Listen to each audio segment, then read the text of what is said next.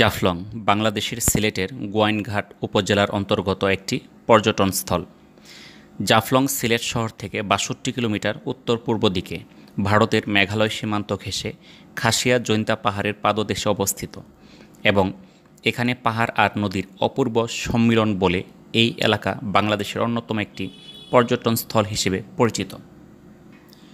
পর্যটনের সাথে জাফলং পাথরের জন্য বিখ্যাত। শ্রমজীবী মানুষেরা পাথরের কাজ করে জীবিকা নির্বাহ করে আসছে সেই বহু বছর যাবৎ। এখানে শীত ও গ্রীষ্মে দুই ঋতুতে ভ্রমণ দুই ধরনের অভিজ্ঞতা দিবে। অসংখ্য ঝর্ণার অপরূপ দৃশ্য দেখতে চাইলে অবশ্যই বর্ষায় যেতে হবে। বাংলাদেশের সিলেটের সীমান্তবর্তী এলাকায় জাফলং অবস্থিত। এর অপর পাশে ভারতের ডাউকি অঞ্চল। ডাউকি অঞ্চলের পাহাড় থেকে ডাউকি নদী এই জাফলং দিয়ে বাংলাদেশে প্রবেশ করেছে। মূলত পিয়াইন নদীর অববাহিকায় জাফলং অবস্থিত। সিলেট জেলার জাফলং, তামাবিল, লালখান অঞ্চলে রয়েছে পাহাড়ি উত্তলভঙ্গ। এই উত্তলভঙ্গে পাললিক শিলা প্রকটিত হয়ে আছে, তাই এখানে বেশ কয়েকবার ভূতাত্ত্বিক জরিপ পরিচালনা করা হয়েছে বাংলাদেশের পক্ষ থেকে। বাংলাদেশে 4 ধরনের কঠিন শিলা পাওয়া যায়, তন্মধ্যে ভোলাগঞ্জ জাফলংয়ে পাওয়া যায় কঠিন শিলার নুড়ি। এছাড়া বর্ষাকালে ভারতীয় সীমান্তবর্তী শিলং মালভূমির পাহাড়গুলোতে প্রবল বৃষ্টিপাত হলে ওইসব পাহাড় থেকে ডাউকি নদীর প্রবল স্রোত বয়ে আনে বড় বড় শিলাখণ্ড। এখানে সিলেটের এলাকার জাফলংয়ে নদীতে প্রচুর পরিমাণে পাথর পাওয়া যায়, আর এই এলাকার মানুষের এক বৃহৎ অংশের জীবিকা গড়ে উঠেছে এই পাথর উত্তোলন ও তা প্রক্রিয়াজাতকরণকে ঘিরে। জাফলংয়ে পাথর ছাড়াও পাওয়া গেছে সাদামাটি বা চীনামাটি, যদিও সেখানে মাটি বা বালি পরিশোধন করার মতো কোনো অবকাঠামো নেই। এই এলাকায় যেমন সাধারণ বাঙালিরা বসবাস করে, তেমনি বাস করে উপজাতিরাও। জাফলংয়ের বল্লা, সংগ্রামপুঞ্জি, নকশিয়াপুঞ্জি, লামাপুঞ্জি ও প্রতাপপুর জুড়ে রয়েছে 5টি খাসিয়াপুঞ্জি। আদমশুমারি অনুযায়ী জাফলংয়ে 1953 জন খাসিয়া উপজাতি বাস করেন। ঐতিহাসিকদের মতে বহু হাজার বছর ধরে জাফলং ছিল খাসিয়া জৈন্তা রাজার অধীনে থাকা এক নির্জন বনভূমি। 1954 খ্রিস্টাব্দে জমিদারি প্রথার বিলুপ্তির মধ্য দিয়ে খাসিয়া জৈন্তা রাজ্যের অবসান ঘটলেও বেশ কয়েক বছর জাফলংয়ের বিস্তীর্ণ এলাকা পতিত পড়েছিল।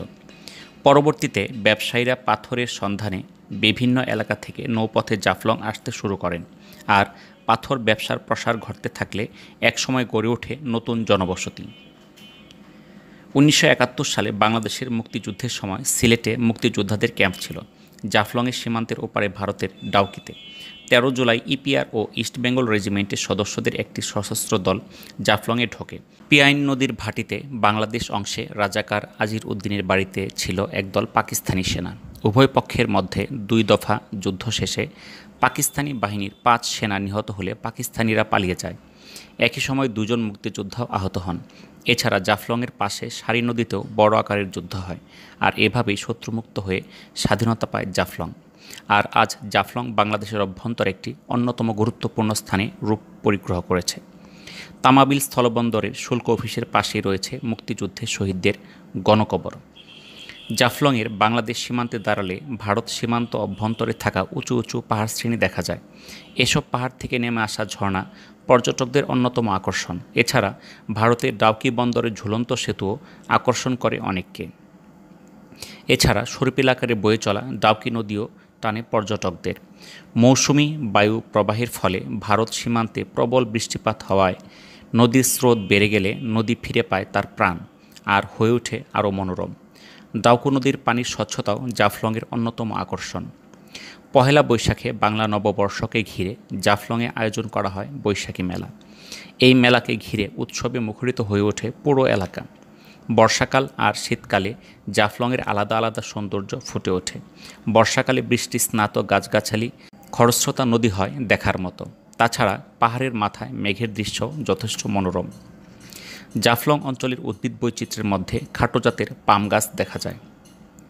জাফলংয়ে নারিকেল আর সুপারি গাছকে কেন্দ্র করে বাস করে প্রচুর বাদুড়। এছাড়া জাফলং বাজার কিংবা জাফলং জমিদার বাড়িতে আবাস করছে বাদুড়। যদিও খাদ্য সংকট আর মানুষের উৎপাত কিংবা অবাধ বৃক্ষ নিধনে অনেক বাদুড় জাফলং ছেড়ে চলে গেছে জৈন্তিয়া আর গোয়াইনঘাটের বেঁচে থাকা বনাঞ্চলে কিংবা প্রতিবেশী দেশ ভারতে। জাফলংয়ের পাথর শিল্প একদিকে যেমন ওই এলাকাকে সকল অঞ্চলের কাছে পরিচিত করেছে, তেমনি এই পাথর শিল্পের যথেচ্ছ বিস্তারে এলাকার বাতাস হয়ে পড়েছে কলুষিত। যন্ত্রের সহায়তায় উন্মুক্ত উপায়ে পাথর ভাঙার কারণে ভাঙা পাথরের গোড়া আশেপাশে এলাকায় ছড়িয়ে পড়ছে আর সাধারণের শ্বাস প্রশ্বাসকে ব্যাহত করছে। এছাড়া সরকারি বিধিনিষেধের তোয়াক্কা না করে নদী থেকে যথেচ্ছ পাথর উত্তোলন নদীর জীববৈচিত্র্য আর উদ্ভিদ বৈচিত্র্যকে করে তুলেছে হুমকির সম্মুখীন। এছাড়া অনুমোদনহীনভাবে ৩০-৩৫ ফুট গর্ত করে পাথর উত্তোলনে নদী এবং নদী অববাহিকার ভূমিকে করছে হুমকির সম্মুখীন। এলাকার প্রভাবশালীদের হস্তক্ষেপে বিপুল পরিমাণ গাছ কেটে ফেলার কারণে, তাছাড়া উজান থেকে নেমে আসা পাথর আর বালুতে সয়লাব হয়ে যাওয়ায় পিয়াইন নদীর নাব্যতা কমে গেছে। ফলে হঠাৎই উজান থেকে নেমে আসা ঢলে ক্ষতিগ্রস্ত হয় নিকটবর্তী অঞ্চলে মানুষের জীবন জীবিকা। যেমন ১৯৮৮ খ্রিস্টাব্দে ডাউকি সীমান্তে এরকমই উজান থেকে ধেয়ে আসা ঢলে বিডিআর ক্যাম্পসহ বেশ কিছু এলাকা লণ্ডভণ্ড হয়ে যায়।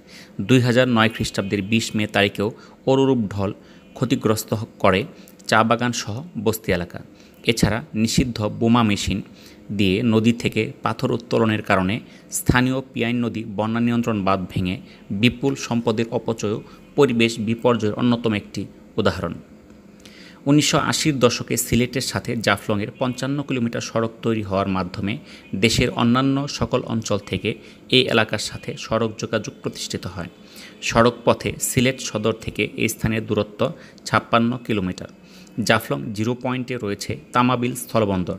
এই স্থলবন্দর দিয়ে প্রতিদিন ভারতের সাথে পণ্য আমদানি রপ্তানি করা হয়। বিশেষ করে ভারত থেকে কয়লা আমদানি করা হয়।